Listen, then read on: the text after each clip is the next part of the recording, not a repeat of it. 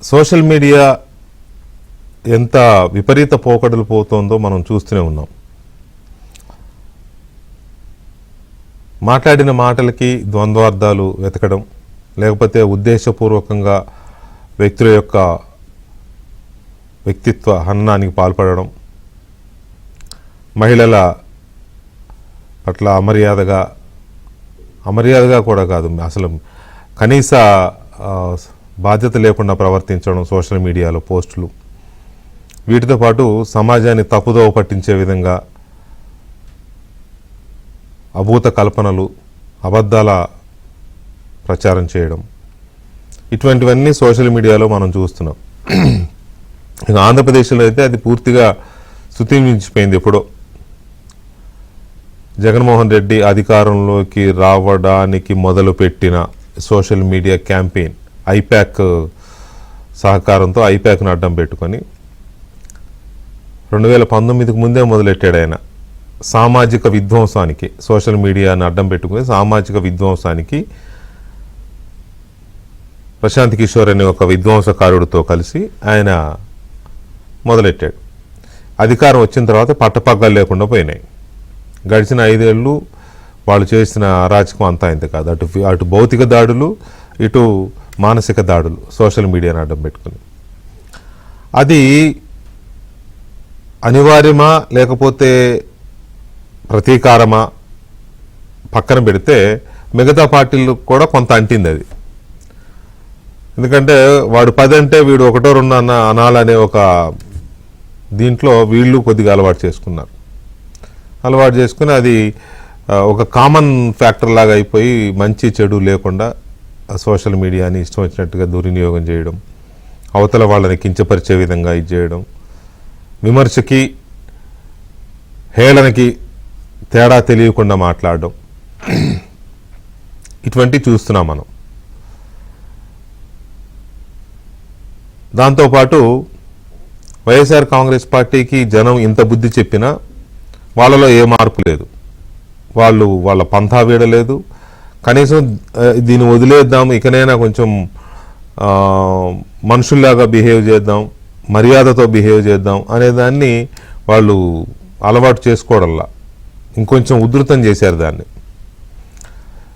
అసలు ఒక్కొక్కడు మాట్లాడుతుంటే చాలా అసహ్యం అనిపిస్తుంది. కాబట్టి ఇంకంతే, వాళ్ళని చూసి మనం జాలిపడాలి తప్ప వాళ్ళ గురించి ఆలోచించడం కూడా వేస్ట్ అనేది అనిపిస్తుంది. కాకపోతే అట్ ది సేమ్ టైం యువతల వైపు నుంచి కూడా అలాంటి ప్రవర్తన వచ్చినప్పుడు వాళ్ళకంటే బుద్ధి లేదు, మీకేమైంది అనేది వస్తుంది, ఎవరికైనా వస్తుంది. ఏదో సామెత చెప్తారు, పెట్టనం మెట్టాగు పెట్టదు రోజు పెట్టే ఏదో అయ్యింది అంటారు కదా, ఆ పదం వాడకూడదు. సో అట్లాగే వాళ్ళకి ఎలాగూ ఉచ్చనీచాలు ఉండవు. కాస్తో కూస్తో క్రమశిక్షణ కలిగిన పార్టీల్లో ఉన్న కార్యకర్తలు కదా మీరు, మీకెందుకయ్యా ఈ దరిద్రం అనేది వస్తుంది. ఇప్పుడు అదే జరిగింది. అనుకోకుండానే కొద్ది గంటల వ్యవధిలో అటు లోకేష్ ఇటు పవన్ కళ్యాణ్ ఇద్దరు వాళ్ళ కార్యకర్తలకి క్లాస్ పీకారు, లేదా హితబోధ చేశారు, హెచ్చరికలు కూడా చేశారు. ఈ పందాలు వెళితే ఊరుకునేది లేదని హెచ్చరికలు కూడా చేశారు. జగన్మోహన్ రెడ్డి వైపు నుంచేమో మనం ఎంకరేజ్మెంట్ చూస్తాం వాళ్ళ కార్యకర్తల్ని, ఇంకా తిట్టండి, రప్ప అనండి, లేకపోతే నరికేయండి, పొడి చేయండి, అవి చూస్తూ ఉంటాం. ఇటువైపు నుంచి ఇలాంటి మాటలు మాట్లాడితే ఊరుకునేది లేదు అనే హెచ్చరికలు చూస్తున్నాం మనం. మారరా అంటే అసలు మామూలుగానే వైసీపీతో పోల్చుకుంటే చాలా తక్కువ. కానీ ఆ మాత్రం కూడా ఉండకూడదు, గౌరవం అనేది ఇచ్చిపుచ్చుకోవాలి. ఇవాళ కాకపోతే రేపైనా వాళ్ళలో మార్పు వస్తుంది, మనమైతే డిసిప్లిన్తో ఉండాలి, మనమైతే హుందాతనంగా ఉండాలనేది కూటమి పార్టీల నాయకుల ప్రవర్తన. చంద్రబాబు నాయుడు కానీ, లోకేష్ కానీ, పవన్ కళ్యాణ్ కానీ ఇది రిపీట్గా చెప్తున్నారు. ఈ 24 గంటల్లో జరిగిన 2 సందర్భాలు మనకి అది చెప్పకనే చెప్తాయి. ఇది ఒక ఆస్పెక్ట్ అయితే, ఇంకొక ఆస్పెక్ట్ ఏంటి? అధికారం. 2029లో అధికారం మాదే అని వైసీపీ తెగ ప్రచారం చేసుకుంటోంది, మాట్లాడుతున్నారు. ఓకే, తప్పులేదు. ఒక రాజకీయ పార్టీగా ఆ రకమైన మాటలు చెప్పి కార్యకర్తలు జారిపోకుండా చూసుకోవడం, నేతల మనోస్థైర్యాన్ని కోల్పోకుండా చూసుకోవడం, పార్టీలు మారకుండా పార్టీలోంచి వెళ్ళిపోకుండా చూసుకోవడం, ఇవన్నీ పార్టీ అధ్యక్షుడిగా జగన్మోహన్ రెడ్డికి అవసరము. దాన్ని మనం తప్పుపట్టాల్సిన అవసరం కూడా లేదు. కానీ పవన్ కళ్యాణ్ దాన్ని కూడా పటాపంచలు చేశాడు. అసలు 2029లో అధికారం అనేది వైసీపీకి వాళ్ళు కలలు కంటున్నారు, కానీ ఆ కలలు కలలైపోతాయి. ఎట్టి పరిస్థితుల్లోనూ అధికారం ఇంకో 15 ఏళ్ళు కూటమి ప్రభుత్వమే అధికారంలో ఉంటుంది. ప్రజలు భరోసాతో ఉండండి, ప్రభుత్వం మీకోసమే పనిచేస్తుంది, ఇది ప్రజల ప్రభుత్వం అని చెప్పే ప్రయత్నం చేశారు. సో ఏంటి పవన్ కళ్యాణ్లో అంత ధీమా ఏంటి? జగన్మోహన్ రెడ్డి అధికారంలోకి రాడు, ఇంకా 15 ఏళ్ళు ఇంకా అధికారంలోకి రాడు, వైసీపీ అధికారంలోకి రాదు అనేది ఎంత ధీమాగా ఎలా చెప్పగలుగుతున్నాడు పవన్ కళ్యాణ్ అనేది ఇంకొక అంశం. ఈ రెండు మూడు అంశాలు మనం చర్చిద్దాం. చర్చించేటప్పుడు అసలు ఎందుకు సోషల్ మీడియా విషయంలో లోకేష్ పవన్ కళ్యాణ్ ఇంచుమించు ఒకే టైంలో రియాక్ట్ అయ్యారు? మీడియా విషయంలో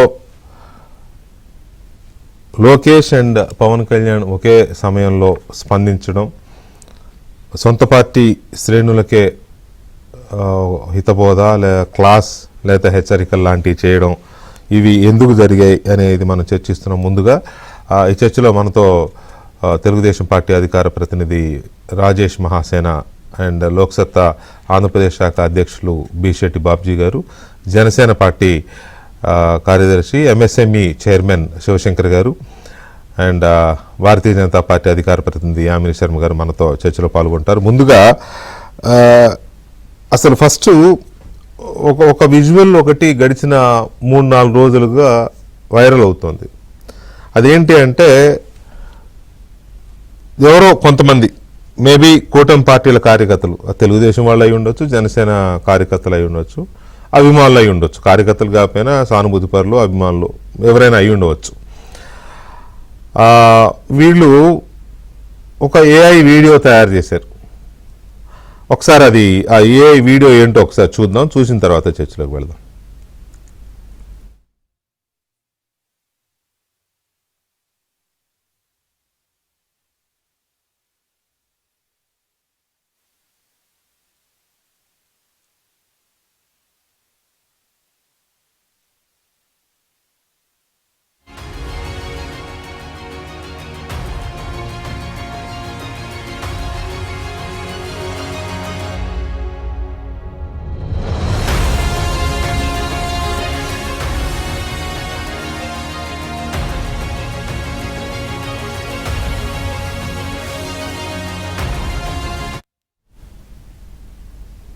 సో ఆ వీడియో యొక్క ఇది ఏంటి అంటే అర్థమయ్యే ఉంటుంది, చంద్రబాబు నాయుడు గారు, పవన్ కళ్యాణ్ గారు అండ్ లోకేష్ గారు రోడ్డు వెంట అలా నడుచుకుంటూ వెళ్తూ ఉంటే వాళ్ళ అనుచరులతో, జగన్మోహన్ రెడ్డి గారు రోడ్ సైడ్ కూర్చొని ఉంటారు.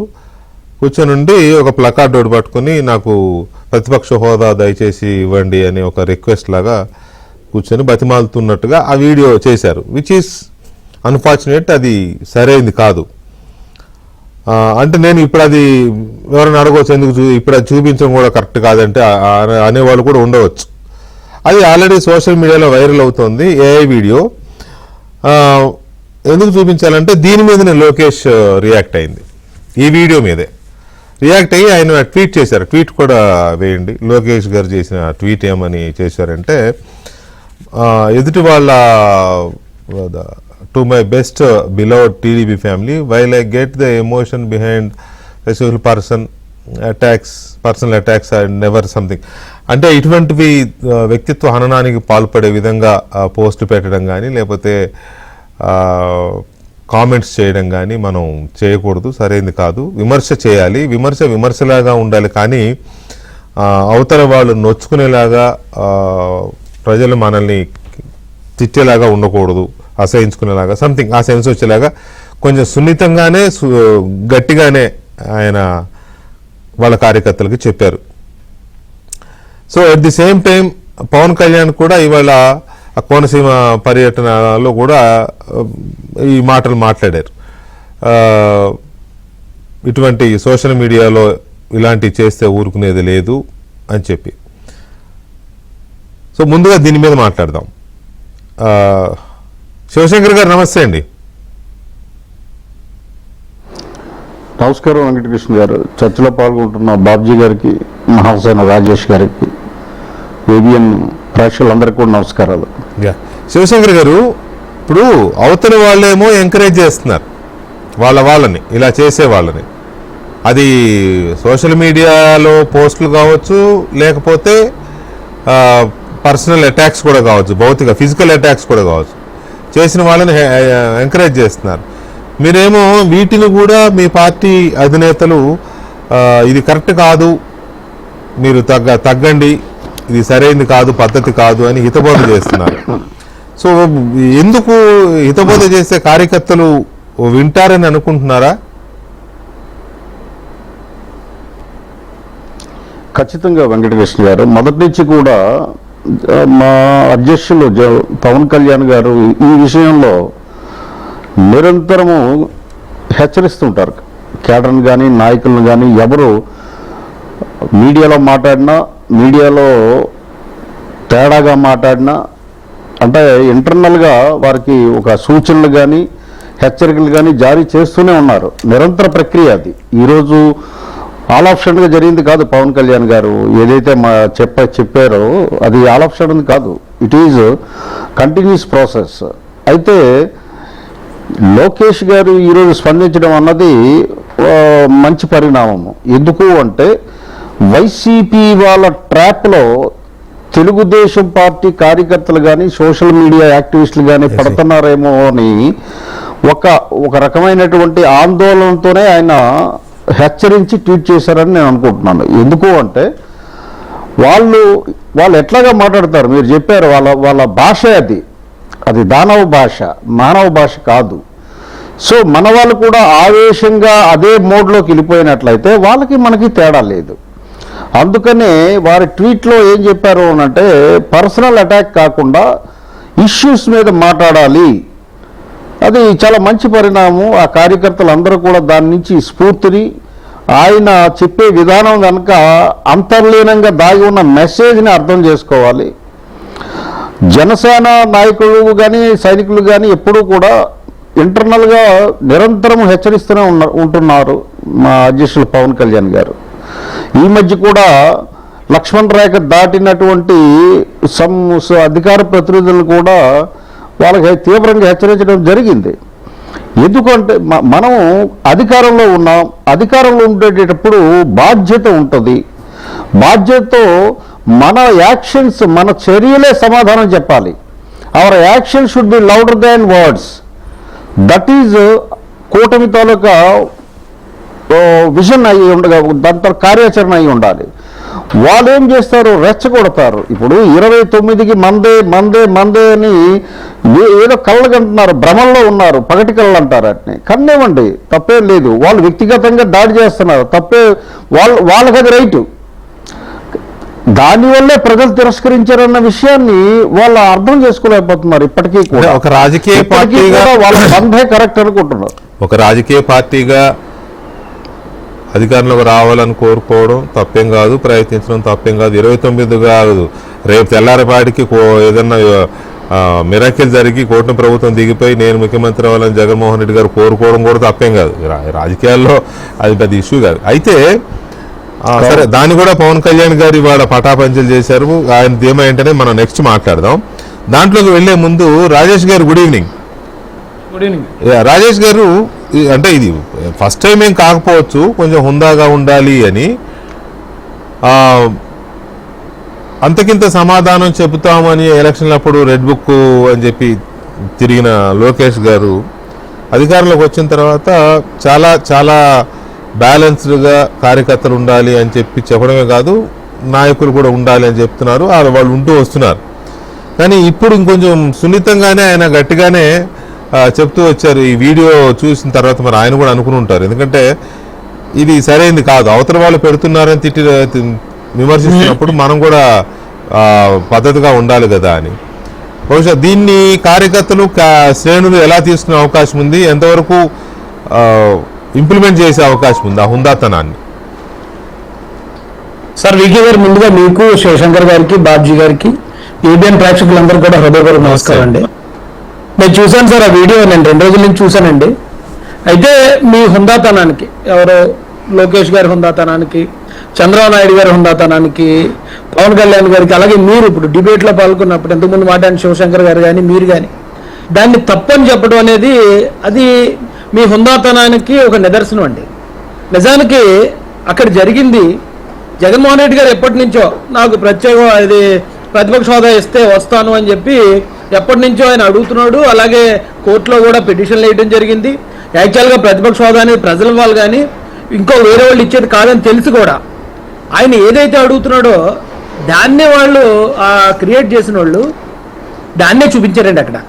అక్కడ ఏమీ లేనిదని చూపించలేదు. కాకపోతే ఆయన కొంచెం ఇలా అడుగుతున్నట్టు, కూర్చున్నట్టు, కొంచెం ప్రతిపక్ష నాయకుడిని చులకన చేసినట్టు చిన్న డ్రాప్లో అక్కడ కనిపించింది అంతే.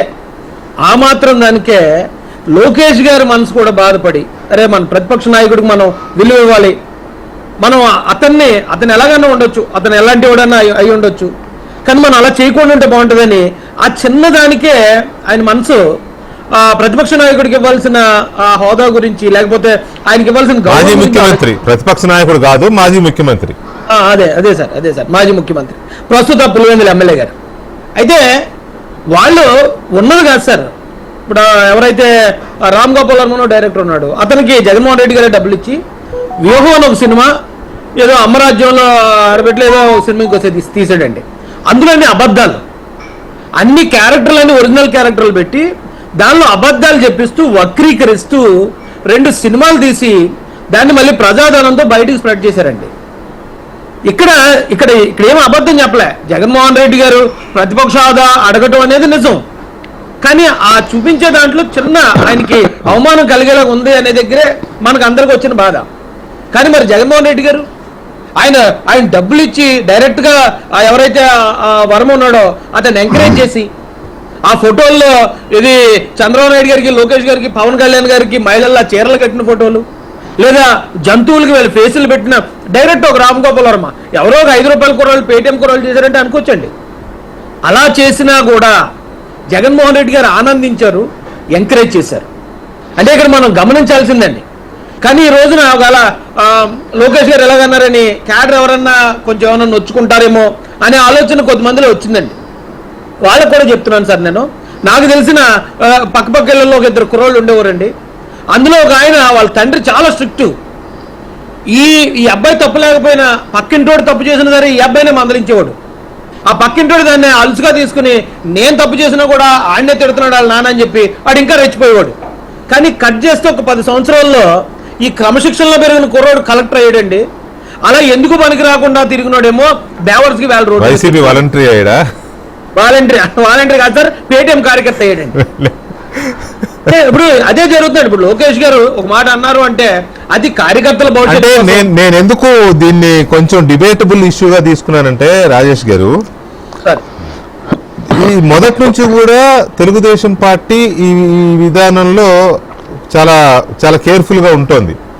మీకు గుర్తుండే ఉంటుంది, కిరణ్ అనే ఒక అతను ఆ మధ్య భారతిరెడ్డి గారి విషయంలో ఒక లూజ్ టాక్ చేసినందుకు ఉదయం టాక్ అయింది, సాయంత్రానికి లోపలేశారు. అవును సార్. ఆ తర్వాత కూడా చాలా మంది మీద పార్టీ పరంగా పిలిచి మందలించడాలు ఇట్లాంటివి కూడా జరిగాయి. అయినా కూడా మళ్ళీ సీరియస్గానే రియాక్ట్ అయ్యారు లోకేష్ ఈ విషయంలో. సో ఇంత గట్టిగా ఎందుకు చెప్తున్నారు అనేది నా ప్రశ్న. అవతల వాళ్ళు ఎంకరేజ్ చేస్తున్నాడు, జగన్మోహన్ రెడ్డి గారు ఎంకరేజ్ చేస్తున్నాడు వాళ్ళని ఎంతమందిని చూడట్లా మనం. అవునండి, బయట దేశాల్లో ఉండేవాళ్ళు అంతే, ఇక్కడ ఉండేవాళ్ళు అంతే. కానీ మీ పార్టీలో మీ వాళ్ళని మీరు పదే పదే లోకేష్ కానివ్వండి, మీ తర్వాత నాయకులు కానివ్వండి చెప్తూనే ఉన్నారు. అయినా ఇంత సున్నితంగా ఎందుకు చెప్పాల్సి వస్తుంది? ఆ మాత్రం కూడా స్వేచ్ఛ ఇవ్వరా మాకు, అవతల వాడిని విమర్శించే స్వేచ్ఛ మాకు ఇవ్వరా అని మీలాంటి దూకుడు స్వభావం ఉన్న వాళ్ళు అంటే ఒకటే లేండి సార్. అంటే ఇప్పుడు 6 నెలలు కలిసి తిరిగితే వాళ్ళే వీళ్ళయ్యారు అన్నట్టు ఈ చంద్రబాబు నాయుడు గారిని, లోకేష్ గారిని చూసి మేము కూడా అలాగే తయారయ్యండి. ఎందుకంటే చచ్చిపోయిందా? చచ్చిపోలేదు సార్, అలా కాదండి. నా మీద 30 మంది తప్పుడు కేసులు పెట్టారు, నా మీద దాడులు చేశారు. కానీ వాళ్ళ మీద కేసు పెట్టాలనే ఆలోచన కూడా ఇక నేను విరమించుకున్నాను సార్. ఎందుకంటే లోకేష్ గారు కానీ చంద్రబాబు నాయుడు గారి దగ్గర నేను గమనించింది ఏంటంటే సార్, ఒక వ్యక్తి ఆ పార్టీలోకి వచ్చాడంటే అతను ఒక నాయకుడిగా సంఘంలో గౌరవప్రదమైన వ్యక్తిగా తీర్చిదిద్దాలనుకుంటారు సార్. కానీ జగన్ గారు అలాగ అనుకోరు. ఎవడన్నా వచ్చాడంటే ఆడిని ఉన్నంత వరకు మాఫియాలో ఒక చిల్లర రౌడీని వాడుకున్నట్టు వాడేసుకుంటారు, అవసరం అయినప్పుడు అవసరం తీరిపోయినప్పుడు వదిలిపారేస్తారు. కానీ ఇక్కడ అలా కాదు సార్. ఇక్కడ ఏది చెప్పినా మీరు ఒక మాట మాట్లాడారంటే అది మీ నాయకత్వాన్ని బలపరిచేదిగా ఉండాలి తప్ప మిమ్మల్ని చులకన పరిచేదిగా ఉండకూడదు. నేను చెప్పినా సరే మీరు కొన్ని మాటలు మాట్లాడకుండా ఉండే విధంగా మీకు కొన్ని హద్దులు ఉండాలని చెప్పిన గొప్ప వ్యక్తి అండి చంద్రబాబు నాయుడు గారు. అంటే ఇప్పుడున్న పరిస్థితికి జగన్మోహన్ రెడ్డి గారి మీద యేసుప్రభు వచ్చి పోటీ చేసిన, శ్రీరామచంద్రుడు వచ్చి పోటీ చేసిన, అల్లా వచ్చి పోటీ చేసినా కూడా వాళ్ళ మీద కూడా దుష్ప్రచారం చేసే దుర్మార్గులు సార్ వాళ్ళు. అలాంటి దుర్మార్గుల్ని ప్రజలకు చూపించడం, వీళ్ళ మంచితనం ప్రజలకు చూపించడం అనేది ఇప్పుడు జరుగుతుందండి. ఎందుకంటే మీరు అసలు వాళ్ళు వచ్చి పోటీ చేస్తే యేసుప్రభు కానీ అల్లా కానీ లేకపోతే వెంకటేశ్వర స్వామి కానీ వచ్చి పోటీ చేస్తే వాళ్ళని కూడా తిడతారనే దాకా వెళ్ళారు. వాళ్ళు ఈయన మీద ఎందుకు చేస్తారండి? వాళ్ళు తెలీదా ఎవరి మీద చేస్తున్నావు మనం? వాళ్ళు చేయకుండానే వెనక్కి వెళ్ళిపోతారు. మీరు అలా కలలో కూడా అనుకోకండి వాళ్ళు చేస్తారని. రైట్. ఎనీవే బాబ్జీ గారు, ఇది ఆంధ్రప్రదేశ్లో ఉన్న ఒక దాన్ని ఏమంటారు, ఒక దౌర్భాగ్యకరమైన పరిస్థితికి ఇది ఒక నిదర్శనం, ఈ రకమైన పోకడలు. సరే పాపం ఏమాట కామాట వాళ్ళు కంట్రోల్ చేసే ప్రయత్నం చేస్తున్నారు. ఒకవైపు నుంచి లోకేష్ గారు, చంద్రబాబు నాయుడు గారు, ఇంకోవైపు నుంచి పవన్ కళ్యాణ్ గారు కంట్రోల్ చేస్తున్నారు. మధ్యలో ఎలాగో బీజేపీ పెద్దన్న పాత్ర పోషిస్తూనే ఉందనుకోండి కేంద్రంలో. సో ఇంత కంట్రోల్ చేస్తున్నా కూడా రెండో వైపు నుంచి ఆగడం లేదు. వీళ్ళు ఎవరన్నా ఒకళ్ళిద్దరు కొంచెం ఆవేశానికి లోనై మమ్మల్ని ఇలా అంటారా అని ఎదురుదాడికి దిగినప్పుడు ఇలాంటప్పుడు బ్రేక్లు వేస్తారు వీళ్ళు, కానీ అవతల వాళ్ళు మాత్రం ఆగడంలా. సో ఈ సిచ్యువేషన్ని అనలైజ్ చేయమంటే ఏం చెప్తారు మీరు? వికే గారు, ముందుగా మీకు పెద్దల శివశంకర్ గారికి, సోదరులు మహాసేన రాజేష్ గారికి, ఏబిఎన్ ప్రేక్షకులకి నమస్కారం. వ్యాలిడ్ పాయింట్ మీరు డిబేట్ గా తీసుకున్నారు. రాష్ట్రంలో కాస్త సమాజం పట్ల అవగాహన ఉన్న ప్రతి ఒక్కరు కూడా రాష్ట్రం అభివృద్ధి చెందాలి, రాష్ట్రంలో పరిశ్రమలు రావాలి, యువతకు ఉపాధి కావాలి, రాష్ట్రం ఫైనాన్షియల్ గా స్టేబుల్ కావాలనే ఉద్దేశంతో కూటమి ప్రభుత్వానికి అధికారం అప్పచెప్పారు. జగన్మోహన్ రెడ్డి గారు ముఖ్యమంత్రిగా ఉన్నప్పుడు జరిగిన అరాచకాన్ని, ఆ కార్యకర్తలు చేసినటువంటి విధ్వంసాన్ని ప్రజలు గమనించే చాలా ఓపిక పట్టి బయటికి పడకుండా అసలు ఎవరూ పోల్చుకోలేని స్థాయిలో అంత గొప్ప మెజార్టీ ఇచ్చారు. ఈరోజు పవన్ కళ్యాణ్ గారు కానీ, లేకపోతే చంద్రబాబు నాయుడు గారు కానీ, లోకేష్ గారు కానీ డే 1 నుంచి ఈ ప్రయత్నాల్లోనే ఉన్నారు. ఎందుకంటే కార్యకర్తలు ఎక్కడ కూడా అదుపు తప్పుకోకుండా. ఎందుకంటే మీకు ఈ సందర్భంగా ఒక మాట చెప్పాలి, ఉత్తరాంధ్రలో శివశంకర్ గారు ఎవ్రీ నూక్ అండ్ కార్నర్ కార్యకర్తలతో ఉంటారు. అనేక చోట్ల కార్యకర్తలు జరుగుతున్న పరిణామాల మీద చాలా ఆవేశపడుతుంటే ఈయన కూల్ చేసి, శివశంకర్ గారు అది కాదు, ఇలా కాదు, ఇలా వెళ్ళాలి, అది కూటమితో అయినా లేకపోతే ఎలా అయినా సరే ఏ రకమైనటువంటి ప్రయత్నాలని ఈ స్థాయి నాయకత్వాలు ఉంటేనే పెద్దలు చెప్పిన మాట కింద వరకు చేరుతా ఉంది. ఈరోజు జగన్మోహన్ రెడ్డి గారి మనుషులు కానీ, లేకపోతే మనం అనుకున్నటువంటి చిల్లర వార్తలు ప్రచారం చేసేవాళ్ళు కానీ ఆలోచించాల్సింది ఏంటంటే, ప్రభుత్వంలో లోపాలు జరిగితే, ప్రభుత్వ పథకాల్లో లోపం ఉంటే, ప్రభుత్వం చూడలేని అంశాన్ని చూపించగలిగితే అది నిజమైన రాజకీయం. కానీ వ్యక్తుల్ని పట్టుకొని వాళ్ళని ఇబ్బంది పెట్టి ఆ వ్యక్తుల్ని అనవసరంగా నేను చూశాను. మరి లోకేష్ గారు చాలా గౌరవంగా గర్వంగా ఆ ట్వీట్ చేశారు, అవసరం లేదు ఇలాంటివి పెట్టొద్దని చెప్పి. పవన్ కళ్యాణ్ గారు ఈ రోజు రాష్ట్రంలో 3 పరిణామాలు మనం ఆనందపడాలి. నేను ఇప్పటి వరకు ఉదయం నుంచి ఫాలో అవుతున్నాను. ఒకటి, పిల్లలతోటి మినీ అసెంబ్లీ కండక్ట్ చేశారు. ఎంత అద్భుతంగా జరిగింది అనుకుంటున్నారు? రాష్ట్ర చరిత్రలో అద్భుతంగా ఆ పిల్లలకి ఒక రాష్ట్ర అంటే ప్రజాస్వామ్య వ్యవస్థ ఈ రోజు అంత అద్భుతమైనటువంటి దేశంలో రాజ్యాంగ దినోత్సవం. ఈ రోజు చిన్నపిల్లలు తీసుకుని అసెంబ్లీలో ఎలాగ ప్రతిపక్షం, ఎలా అధికార పక్షం, ఎలాగ స్పీకర్, ఎలాగ డిప్యూటీ స్పీకర్ అనేది మీడియా ద్వారా మనం ప్రజలకు చూపించగలిగాం. ఎంత గొప్ప పరిణామం అది. రెండోది, 2000 ఎకరాల పైచీలకు కొబ్బరి తోటలు చచ్చిపోతే అక్కడ ప్రజల్ని ఒక దారికి తీసుకురావడం కోసం పవన్ కళ్యాణ్ గారు వెళ్ళినటువంటి యాత్ర. మూడోది, ఇటువంటి రప్చర్ చెయ్యొద్దు, చాలా గౌరవంగా నిజాయితీగా ఉండాలని లోకేష్ ఇచ్చినటువంటి ట్వీట్. ఇది కాదండి డెమోక్రసీకి కావాల్సింది, ఇది కాదా అండి ప్రశాంతమైన వాతావరణంలో రాజకీయాలకు కావాల్సింది.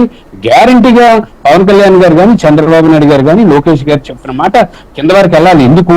ఈ రాష్ట్రం అభివృద్ధి చెందాలంటే. ఇప్పుడు అనవసరంగా వీళ్ళు రప్ప అంటే వాళ్ళు రప్ప అని వీళ్ళు ఫ్లెక్స్ కట్టి వాళ్ళు ఫ్లెక్స్ కట్టి వీళ్ళు ఏమని చివరికి కుటుంబాల నేపథ్యంలోకి వెళ్ళిపోయి లేకపోతే అనవసరమైన విషయాల్ని మన ఆజ్యం పోసి అభివృద్ధిని కుంటుపరిచే ప్రయత్నం వైఎస్ఆర్ పార్టీ నుంచి చేస్తున్నటువంటి వాళ్ళు, లేకపోతే రాజకీయాల్లో అరాచకం సృష్టించాలనుకునే వాళ్ళు పార్టీలతో పక్కన చాలా మంది ఉన్మాదులు ఉన్నారు, చాలా మంది బయటికి కనిపించినటువంటి పిచ్చి వాళ్ళు ఉన్నారు. ఇలాంటి వాళ్ళు అందరి పని ఏంటి? ప్రశాంతంగా ఉన్న వాతావరణాన్ని పాడు చేయడమే వాళ్ళకి గొప్ప ఆనందం, వాళ్ళకి పండగతో సమానం. ఈ వాతావరణాన్ని ఆపాలనుకుంటే గ్యారంటీగా మీ బోటోళ్ళు, సోదరుడు రాజేష్ గారు లాంటి వాళ్ళు, శివశంకర్ గారు లాంటి వాళ్ళు, మా స్థాయి నుంచి కూడా పైన ఉన్నటువంటి నాయకత్వాలు అవసరం. గ్యారంటీగా ఇన్వెస్ట్ జరగచ్చు, గ్యారంటీగా మనోవేదన ఉంటుంది. ఇదేంటి మనకు అధికారం వచ్చింది కదా, మనం మాట్లాడకపోతే ఎట్లాగా, మరి వాళ్ళు మాట్లాడుతుంటే ఎలాగని కాదు. ప్రభుత్వం చాలా నిష్కర్షగా, నిబద్ధతగా పొరపాటు జరిగిన ప్రతి ఒక్కరిని కూడా తీసుకొచ్చి లోపడేసే ప్రయత్నం చేస్తున్నప్పుడు అందులో మన పార్టీ నుంచి ఉండకూడదు, కూటమి నుంచి ఉండకూడదు.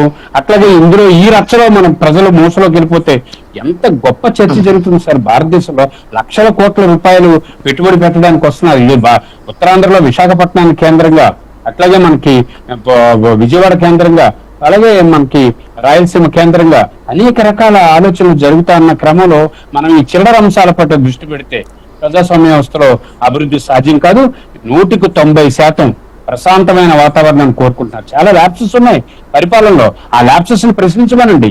మాజీ ముఖ్యమంత్రిగా ఆయనకున్న అనుభవాన్ని, ఆయనకున్నటువంటి మాజీ ఎమ్మెల్యేలు, మాజీ మంత్రితో ఇదిగో లోపం నేను చెప్తాను, ఈ రోజు రాష్ట్రంలో మేజీకి ధర లేదు, లేకపోతే ఇగో రైతుకి పలానా దగ్గర గిట్టుబాటు అందలేదు, కౌలు రైతుల సమస్యలు ఉన్నాయి, ఇగో కొబ్బరి రైతులు పవన్ కళ్యాణ్ గారు వెళ్ళారు, వెళ్ళక మునిపే వీళ్ళు చెప్పుంటే బాగుండేది, అట్లాగే ఏదో చెరుకు రైతు ఉత్తరాంధ్రలో ఇబ్బంది పడుతున్నాడు, అట్లాగే వికలాంగుల కోసం పెన్షన్లు ఇస్తానని చెప్పి ఆ రీవెరిఫికేషన్ లో ఒక్కొక్క వికలాంగుడికి 3-4 జిల్లాలు దాటిస్తున్నారు, ఆ హాస్పిటల్ ఇబ్బంది పడుతున్నాయి. ఇది ప్రజా సమస్య, ఇది మాట్లాడాలి. అంతేగాని ఇవి మానేసి సోషల్ మీడియా ఉంది కదా అని చెప్పి చెత్తా చెదారాన్ని పోగు చేసి ఆ వ్యక్తుల తాలూకా స్థాయిని కూడా మర్చి, ఆ స్థాయి ఎవరినైనా సరే ఆ మనిషి అవతల మనిషితో మాట్లాడే అర్హత లేని వాడు పోస్టులు పెట్టే పరిస్థితి తీసుకొచ్చి ఆ పోస్టులకి ఏళ్ళు సమాధానం చెప్పి అదో పెద్ద చర్చ ఎక్కడ తేడా వస్తుందంటే మీరు అన్నదైనా, పవన్ కళ్యాణ్ గారు మాట్లాడిందైనా, లోకేష్ గారు మాట్లాడిందైనా ఇవన్నీ చాలా పాజిటివ్ దృక్పథము, ప్రజాస్వామిక దృక్పథాలు ఇవన్నీ. ఇప్పుడు శివశంకర్ గారు చెప్పింది కూడా, రాజేష్ గారు చెప్పింది కూడా, అందులో సందేహమే లేదు. కాకపోతే ఎక్కడ తేడా వస్తుందంటే, ఏ వ్యక్తి గురించి అయితే వాళ్ళు ఆ వీడియో పెట్టారు, లేకపోతే ఇంకా వేరే వేరే పోస్టులు పెడుతున్నారో, ఆయన మాజీ ముఖ్యమంత్రి హోదాలో ఆయన ఉన్నప్పుడు ఏం చేశాడు, ఇప్పుడు కూడా అదే చేస్తున్నాడు. సోషల్ మీడియాలో తన వాళ్ళని రెచ్చగొట్టి చంద్రబాబు నాయుడు గారి మీద పోస్టులు పెట్టించడం, లేకపోతే అలా చేసే వాళ్ళకి డబ్బులు ఇచ్చి మరీ పోషించడం, ఇది కదా జరుగుతుంది. డెఫినెట్గా ప్రభుత్వ విధానాలని, ప్రభుత్వ పాలసీలని, ప్రభుత్వ పోకడలని వృత్తిపరంగా, పాలసీల పరంగా విమర్శిస్తే అది సోషల్ మీడియాలో మాట్లాడినా, ఇలాంటి డిబేట్స్లో మాట్లాడినా తప్పబట్టాల్సిందేం లేదు. ఇవాళ పిల్లల స్టూడెంట్స్ అసెంబ్లీ దీంట్లో లోకేష్ గారు రాజ్యాంగంలో ఆర్టికల్ 19 కూడా భావ ప్రకటన స్వేచ్ఛ గురించి కూడా చదివి వినిపించారు. అది భావ ప్రకటన స్వేచ్ఛ. కానీ వైసీపీ సైడ్ నుంచి వ్యక్తిగతంగా వాళ్ళు కార్యకర్తలు కానీ, జగన్మోహన్ రెడ్డి గారు కానీ, నిన్న సజ్జల రామకృష్ణారెడ్డి కానీ, వీళ్ళు మాట్లాడుతున్న మాటలేమో చాలా అన్డెమోక్రటిక్గా ఉంటున్నాయి, ఏమాత్రం సహించలేని విధంగా, క్షమించలేని విధంగా ఉంటున్నాయి. ఇందులో సందేహం ఏం లేదు కదా. సో అలాంటి వాళ్ళకి ఇలాంటి నీతులు చెబితే మాటలు వాళ్ళకి ఎక్కుతాయా, చెవులకు ఎక్కుతాయా, అది అనే దగ్గరే ఒక సన్నని గీత ఏదో అడ్డుపడుతోంది. తెలుగుదేశం పార్టీ అభిమానులకు, జనసేన పార్టీ అభిమానులకు, బీజేపీ అభిమానులకి ఒకవైపు, వైసీపీ శక్తులు ఒకవైపు. ఈ సన్నని గీతని యామిని గారు నమస్తే.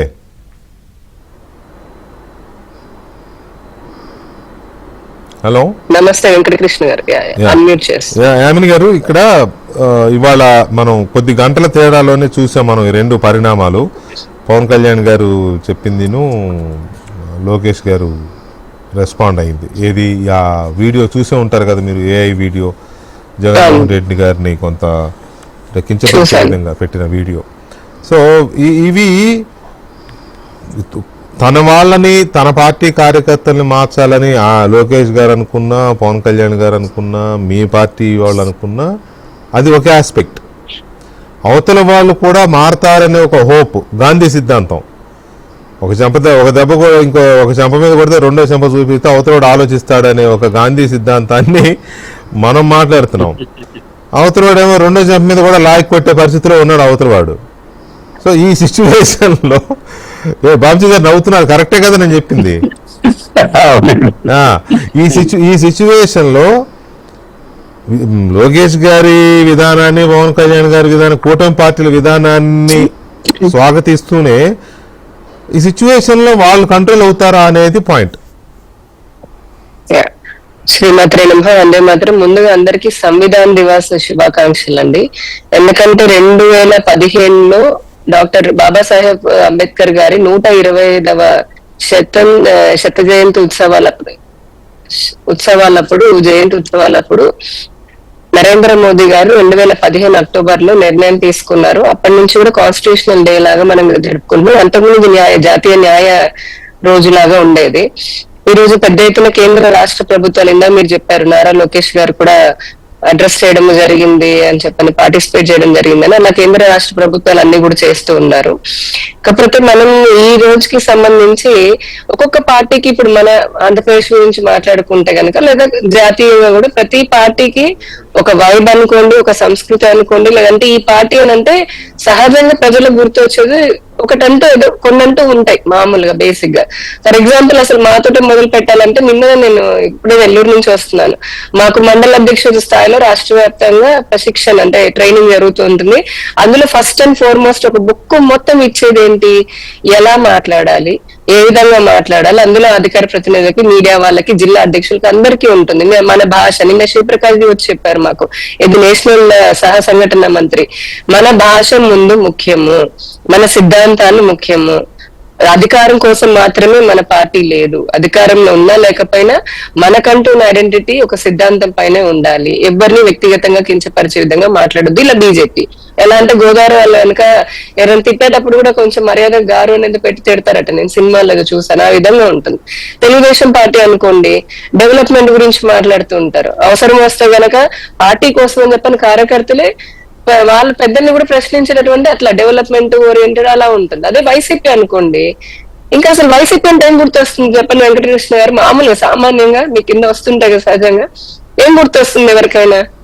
వైసీపీ పార్టీ అనగానే బూతులు తిట్టడాలు, మహిళల్ని క్యారెక్టర్ అసాసినేషన్ చేయడాలు, పుట్టుకల గురించి మాట్లాడాలు, అసెంబ్లీ సాక్షి అవమానపరచడాలు, ఇవన్నీ వాళ్ళ నాయకులు చేస్తుంటే అది చూసి నవ్వేటటువంటి వ్యక్తులు వాళ్ళ పార్టీ అధినేతలాగా ఉంటారు, జగన్మోహన్ రెడ్డి లాగా. అంటే వైసీపీ అంటే ఇటువంటిదే మనకి గుర్తొస్తుంది. ఏది ఇప్పుడు ఇది ఒకటి ఓన్లీ బూతులు, దూషణలు అవన్నీ కాదు. వైసీపీ అంటే ఏంటి, కొడాలి నాని లాంటి వాళ్ళు, ఒక రోజా లాంటి వాళ్ళు, లేదంటే పేర్ని నాని లాంటి వాళ్ళు, అంబటి రాంబాబు లాంటి వాళ్ళు ఏం మాట్లాడుతున్నారు, ఎందుకు మాట్లాడుతున్నారో తెలియదు, హత్యలు చేసేవాళ్ళు, హత్య రాజకీయాలు చేసే వాళ్ళని, ఇటువంటివన్నీ వస్తుంటాయి. సో ఇక్కడ బేసిక్ గా ఇందాక నారా లోకేష్ గారన్నా, పవన్ కళ్యాణ్ గారన్నా ఎందుకు అంటున్నారనంటే, ఇప్పుడు రాష్ట్రము 5 సంవత్సరాల పాటు అన్ని కష్టాలు పడి ఇప్పుడు బయటకు వచ్చి అభివృద్ధి వైపు వెళ్తున్నప్పుడు అసలు ఒక ప్రతిపక్షం, ఆయన ప్రతిపక్షమే కాదు, అది పక్కన పెడితే గనక ప్రతిపక్షం లాగా పాజిటివ్ పదవి అంటే ప్రతిపక్షం లాగా నన్ను గుర్తించండి, కోర్టుకు వెళ్తున్నాడు, కోర్టు చిప్పో అంటుంది, అవన్నీ కూడా పట్టించుకోకుండా మళ్ళీ ఈయనేదో పోరాటం చేస్తున్నాడు. ఎలా ఉంటుందంటే ఆయన పోరాటము, పరీక్ష రాని వాడు టీచర్ ని బ్లాక్ మెయిల్ చేస్తాడట, నన్ను ఫస్ట్ క్లాస్ లో అంటే ఏ గ్రేడ్ లో నన్ను పాస్ చేయాలన్నట్టుగా ఉంటుంది పాపం జగన్మోహన్ రెడ్డి గారు లాంటి వాళ్ళ వాదన. ప్రజలు నీకు అటువంటి అది ఇవ్వలేదని అంటే, లేదు నాకు ఇవ్వాలి అని చెప్పని పోరాటం చేస్తున్నాడు ఆయన. ఇక వాళ్ళ పార్టీ వాళ్ళు మాట్లాడడానికి అంటే ఇక్కడ ప్రతిపక్షం లేకపోయినప్పటికీ ఇప్పుడున్నటువంటి కూటమి పార్టీలు వాళ్ళకి మనకి తేడా ఉంది. అంటే స్పష్టంగా ఈ రోజున ఉన్నటువంటి ప్రజలు, ముఖ్యంగా ఆంధ్రప్రదేశ్ ప్రజలు కానివ్వండి, జెన్జీ అని అంటాం, అంటే ఒక యువత ఎవరైతే ఉంటున్నారో వాళ్ళు ఇటువంటి బూత్ రాజకీయాలకి లేదంటే హింసా రాజకీయాలకి చాలా దూరంగా ఉంటున్నారు. ఈ రఫా బ్యాచ్లు, కొన్ని బ్యాచ్లు తప్పితే సహజంగా న్యూట్రల్ గా ఉండేటటువంటి మనం యూత్ చూసుకుంటే గనక వారందరూ కూడా ఒక ట్రాన్స్పరెంట్ లేదంటే ఒక అకౌంటబిలిటీ ఉన్నటువంటి గవర్నమెంట్ ని, గవర్నెన్స్ ని కోరుకుంటున్నారు. రాజకీయ పార్టీలు వారి నేతలు ఏం మాట్లాడుతున్నారు, వారి స్పందన ఎలా ఉంటుంది, వారి బిహేవియర్ ఎలా ఉంటుందని చాలా స్పష్టంగా గమనిస్తున్నారు ప్రజలందరూ కూడా. అటువంటి సందర్భంలో ఇప్పుడు పవన్ కళ్యాణ్ గారు అయినా, తెలుగుదేశం పార్టీ అయినా, భారతీయ జనతా పార్టీ, నేను ముందే చెప్పాను అసలు మాకంటూ ఒక చాలా స్ట్రిక్ట్ గైడ్ లైన్స్ ఉంటాయి. మీరు వ్యక్తులని టార్గెట్ చేయవద్దు. అలా చేస్తూ ఉంటే మొదట్లో సరే కౌంటర్ కి కౌంటర్ పడింది, అబ్బా వాళ్ళు అన్నట్టుగానే మనము అన్నాము, వీడికి ఇలా కావాల్సిందే, ఇటువంటి గట్టిగా మాట్లాడాల్సిందని అనిపించినప్పటికీ ఈవెన్చువల్లీ ప్రజల్లో లేదంటే సమాజంలో అలా మాట్లాడేటటువంటి పార్టీలు ఎవరైతే ఉంటారో వాళ్ళకు కూడా కొద్దిగా అది ఇంపాక్ట్, నెగిటివ్ ఇంపాక్ట్ పడే పరిస్థితి వస్తుంది. అది ఎగ్జాక్ట్ గా వైసీపీకి జరిగింది 5 సంవత్సరాల్లో. వైసీపీ అయిన జగన్మోహన్ రెడ్డి నేను బటన్ నొక్కాను డబ్బులు వేసాను సంక్షేమ పథకాలకు అని చెప్పినప్పటికీ వాళ్ళు ఎత్తుకున్నటువంటి ఈ విధానం ఏదైతే తీసుకున్నటువంటి విధానం ఏదైతే ఉందో అంటే అబ్యూజివ్, ఇంకా చెప్పాలంటే చాలా దరిద్రమైనటువంటి బాధాకరమైన అంశము. ఒక ఆర్గనైజ్డ్ స్ట్రక్చర్ నే పెట్టారు కదండి ఇదే సజ్జల భార్గవ్. అంటే దీనికి తిట్టడానికి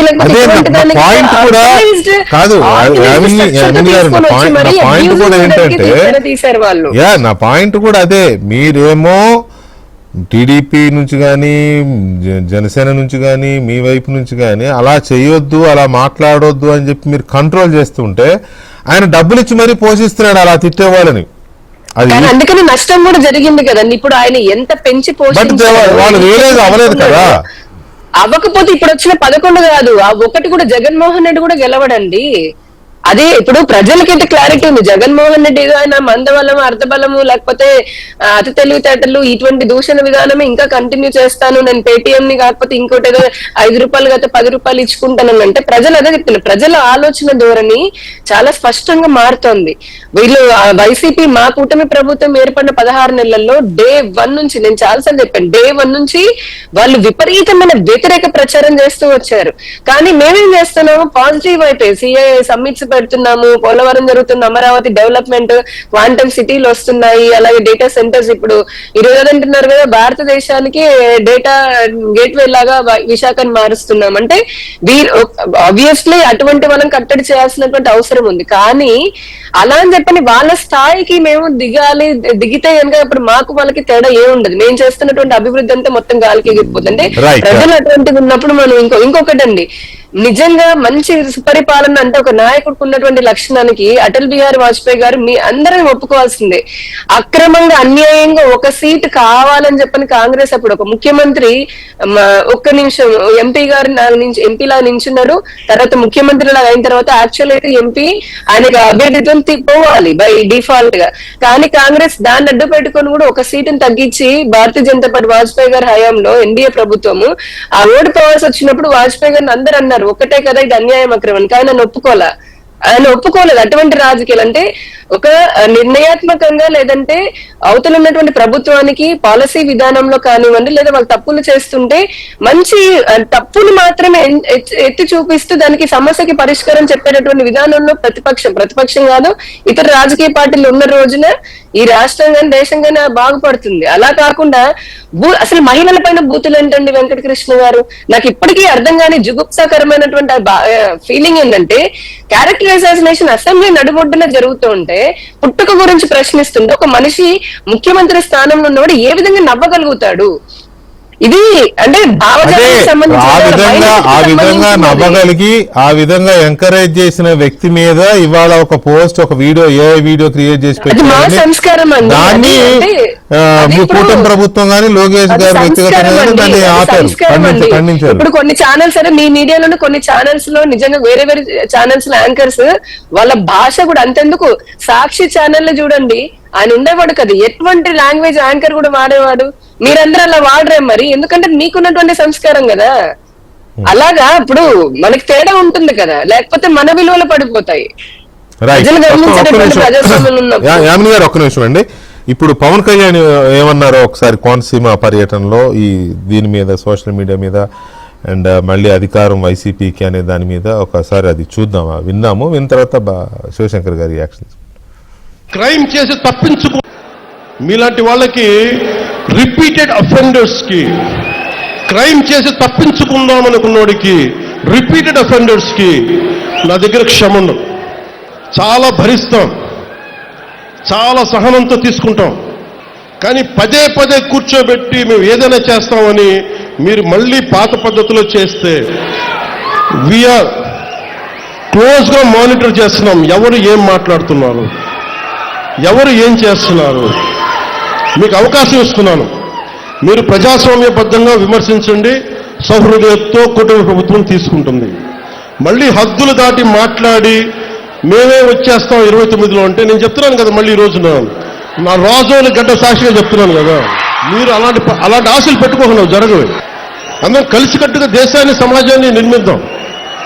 అంతేగాని క్రిమినల్ యాటిట్యూడ్ తోటి ఎవరు వచ్చినా కానీ, అది నా పార్టీ జనసేన పార్టీలో ఉన్నా కానీ, కూటమి పార్టీలో ఎవరున్నా కానీ, ప్రజాస్వామ్యాన్ని గౌరవించిన నాయకులు ఎవరైనా సరే, నా సొంత పార్టీలో మన సొంత పార్టీలో ఉన్నా సరే, జనసేనలో ఉన్నా సరే నేను ఉపేక్షించను. సో అది శివశంకర్ గారు ఇప్పుడు అంత స్పష్టంగా నా పార్టీలో కూడా ఉన్నా ఉపేక్షించను అని అన్నారు. కొన్ని దృష్టాంతాలు కూడా ఉన్నాయి, పేర్లు ఎందుకు కానీ 2-3 పక్కన పెట్టారు కూడా. మీ పార్టీలో ఇట్లా కొంచెం దూకుడుగా మాట్లాడారని, అవతల వాళ్ళ విషయంలో కొంత నోరు బారేసుకోవడం వల్ల పార్టీకి చెడ్డ పేరు వస్తుందని పార్టీ పెట్టినప్పటి నుంచి ఉన్న 2-3 పక్కన పెట్టారు కూడా. స్టిల్ ఇప్పటికీ వాళ్ళు పక్కనే ఉన్నట్టున్నారు. ఎనీవే అది కాదు కానీ అంత ఖచ్చితంగా ఉన్నారు కదా. ఇక్కడే ఇంత ఇదిగా ఉన్నా కూడా అవతల వాడిలో పరివర్తన రావడం లేదు అని తెలిసి కూడా ఇంత స్ట్రిక్ట్గా ఉండడంలో ప్రయోజనం ఉంటుందా అనేదే నా ప్రశ్న. అంటే ఖచ్చితంగా ఉంటుంది వెంకటకృష్ణ గారు. ఇప్పుడు మా ఉద్దేశం ఏంటంటే అవతల వాడిని మార్చాలని కాదు, ఆయనకి ఒక సంకేతం ఇస్తున్నాం. ఈ రకమైనటువంటి యాటిట్యూడ్తో ఉంటే కుదరదు. ఇక్కడ ఆంధ్రప్రదేశ్ పౌర సమాజానికి ఇస్తున్న మెసేజ్ అది. మీరు అన్నారు కాబట్టి ఒక చిన్న ఇదండి, మీరు అన్నారు కాబట్టి ఇప్పుడు జగన్మోహన్ రెడ్డి గారు అధికారంలో ఉన్నప్పుడు అన్ని పార్టీలు, మీ కూటమిలో ఉన్న పార్టీల మహిళా నాయకులు చాలా మంది బలిపశువులే. తెలుగుదేశం పార్టీ నుంచి ఎక్కువ ఉన్నారు, 5-6 ప్రధానంగా. జనసేన నుంచి ఒక 2-3, బీజేపీ నుంచి ఒక 2-3. ఇప్పుడు మన ప్యానల్లో ఉన్న యామిని గారు కూడా అప్పుడు వాళ్ళ దాడికి గురైన ఒక రకంగా బలిపశువే. ఎంత దారుణంగా తిట్టేవాళ్ళు, ఎంత దారుణంగా ట్రోల్ చేసేవాళ్ళు. కనీసం ఏనాడు జగన్మోహన్ రెడ్డి గారు కానీ, వాళ్ళ ఆమె భారతీరెడ్డి గారు కానీ ఎవరు కనీసం కించిత్ మందలింపు వాళ్ళు మందలించడం కానీ, లేకపోతే ఇలా జరిగి ఉండకూడదనే ఒక ఇది కానీ, పశ్చాత్తాపం కానీ ఏమీ ఇప్పుడు కనపడలా. వాళ్ళంతే, వాళ్ళు మారరు, కనపడదండి, మారరు. ఇప్పుడు ఈరోజు పవన్ కళ్యాణ్ గారు మాట్లాడింది కూడా అదే కదా. మీరు ఏమాత్రం మార్పు లేదు, 29లో అధికారంలోకి వచ్చేస్తామని సేమ్ రిపీట్ చేస్తున్నారు. అది జరిగే పని కాదు కల్లా. ఇప్పుడు వాళ్ళు చేస్తున్నారని మనం చేయడం కరెక్ట్ కాదు. ప్రజాస్వామ్యం అండి, విలువలు, నైతికత ఇవన్నిటినీ కూడా మనం పెంపొందించుకోవాలి. అది లేకుండా అతనికి రాజ్యాంగం మీద అవగాహన లేదు, ఆ పార్టీ నాయకులకు కానీ, ఆ పార్టీ అధినేతకు కానీ. అలాగే పార్లమెంటరీ పార్టీ వ్యవస్థ అంటే ఏమిటో తెలియదు ఆయనకి. ఇప్పుడు ప్రతిపక్ష పార్టీ నాయకుడు అని అంటే he is meant for voice of people. ప్రజల వాణి వినిపించాలి పార్లమెంటరీ ప్రజాస్వామ్య వ్యవస్థలో. ఆ రోజు బాబాసాహెబ్ అంబేద్కర్ గారు ఈ రోజు రాజ్యాంగ దినం కాబట్టి మనం మాట్లాడుకోవాలి. భారతదేశానికి పార్లమెంటరీ వ్యవస్థ ఎందుకు పెట్టాలి అనే డిబేట్లో ఆయన చెప్పింది ఏమిటి అని అంటే, ఏ ప్రభుత్వం అయినా సరే నియంతృత్వ ద్వారంలో వెళ్ళేటప్పుడు ప్రజలు మోగజీవులైపోతారు, మ్యూటెడ్ అండ్ డంబ్డ్ పీపుల్ అయిపోతారు. వాళ్ళ తరపున ప్రతిపక్ష నాయకులు వాయిస్ రైజ్ చేయాలి, ప్రభుత్వం చేసిన తప్పుల్ని వేలెత్తి చూపించాలి, ప్రజలని ఎడ్యుకేట్ చేయాలి అన్నటువంటి భావనతో పార్లమెంటరీ వ్యవస్థను పెడితే అది ఆయనకి ఏమాత్రం అవగాహన లేని పరిస్థితి. ఏం చేస్తాం? ఆంధ్ర రాష్ట్రంలో మన ప్రజల దౌర్భాగ్యం గత 5 సంవత్సరాలు ఆయన చేత పాలింపబడ్డాం.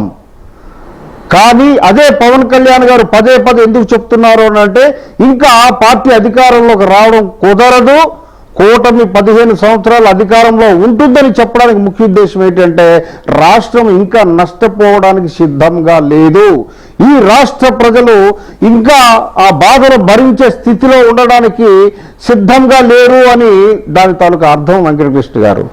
వాళ్ళు కాదు, వాళ్ళ 2029లో అధికారంలోకి వస్తామని వైసీపీ కలలు కంటోంది. ఆ కళలు తీరేవి కావు, అవి కళలు అవుతాయని చెప్పేసి అన్నారు కదా.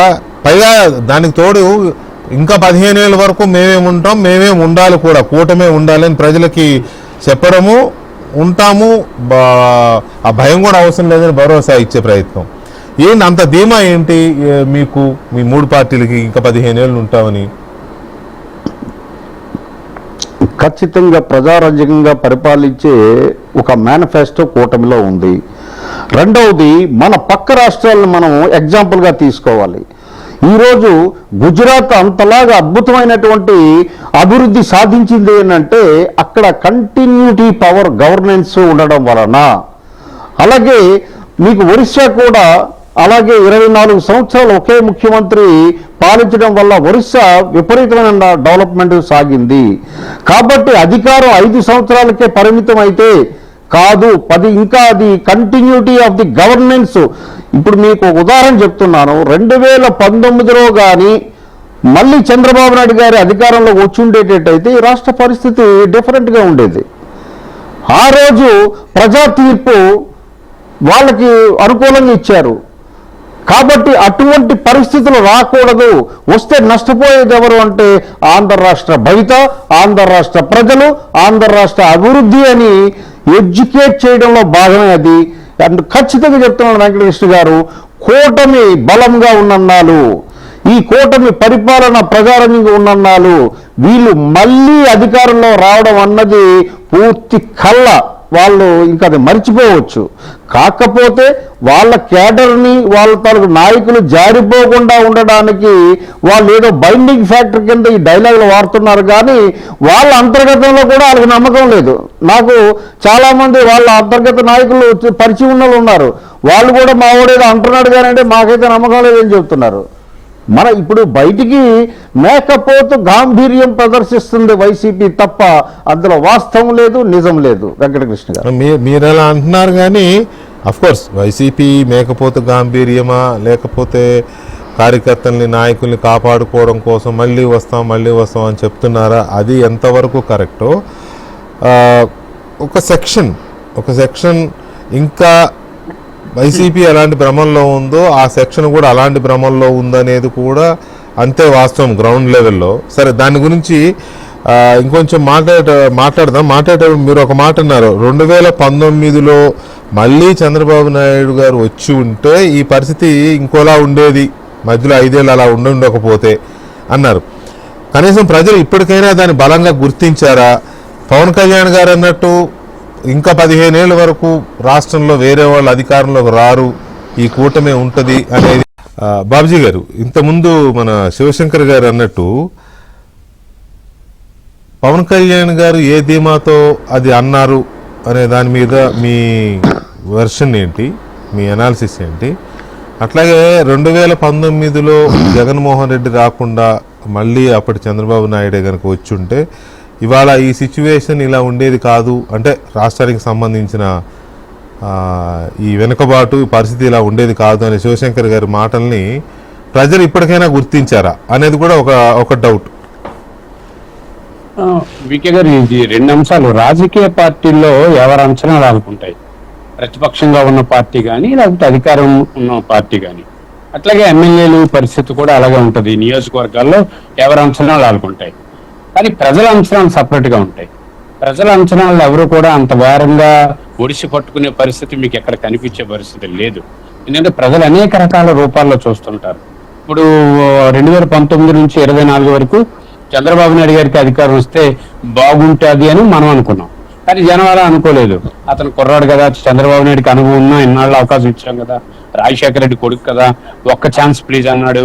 ఒకవేళ ఏమైనా చేస్తాడేమో, ఈ వయసులో అతను కూడా కష్టపడి ఏమైనా రాష్ట్రానికి ఇండస్ట్రీస్ చేస్తాడేమో, లేకపోతే ఏమైనా అభివృద్ధి కార్యక్రమాలు చేస్తాడేమో అని అనుకున్నారు జనం ఆ రోజు. అది జరిగింది తప్పు అని తెలిసిన తర్వాత అంతకు డబలు ఆయనకి జగన్మోహన్ రెడ్డిని దూరం పెట్టి అంతకు డబల్ మెజార్టీని చంద్రబాబు నాయుడు గారికి ఇచ్చారు, కూటమి ప్రభుత్వానికి ఇచ్చారు, పవన్ కళ్యాణ్ గారికి ఇచ్చారు. 2019లో పవన్ కళ్యాణ్ గారి రిజల్ట్ చూసినా, ఈ రోజు పవన్ కళ్యాణ్ గారి రిజల్ట్ చూసినా మనకు అవన్నీ అర్థమవుతాయి. ఎందుకంటే ప్రజాస్వామ్య వ్యవస్థలో ఎప్పుడు ఎట్లా ఉంటుంది అన్నది ప్రజలు. ఎందుకంటే విజయనగరం జిల్లాలో, అంటే ఉత్తరాంధ్రలో నేను చెప్తాను, విజయనగరం నియోజకవర్గంలో 24 గంటలు జనం మధ్య ఉండే వీరభద్రస్వామి అశోక్ గజపతిరాజు గారి అమ్మాయి మీద 66,000 ఓట్లు పై చిలుపుతో ఓడిపోతాడని ఆయన జీవితంలో ఎప్పుడు ఊహించలేదు. అసలు ఓటేసేవాడు కూడా రాష్ట్రంలో జగన్ పోయినా ఆయన గెలుస్తాడు అనుకున్నారు. అంత నిబద్ధతతో పనిచేస్తున్నాడు. ఇలాంటి వాళ్ళు చాలా మంది ఉన్నారు, నిజాయితీగా పనిచేసిన వాళ్ళు, ప్రజల కోసం 24 గంటలు జనం మధ్య ఉన్న వాళ్ళు చాలా మంది ఉన్నారు. వీళ్ళందరూ గాలికి ఎగిరిపోయారు.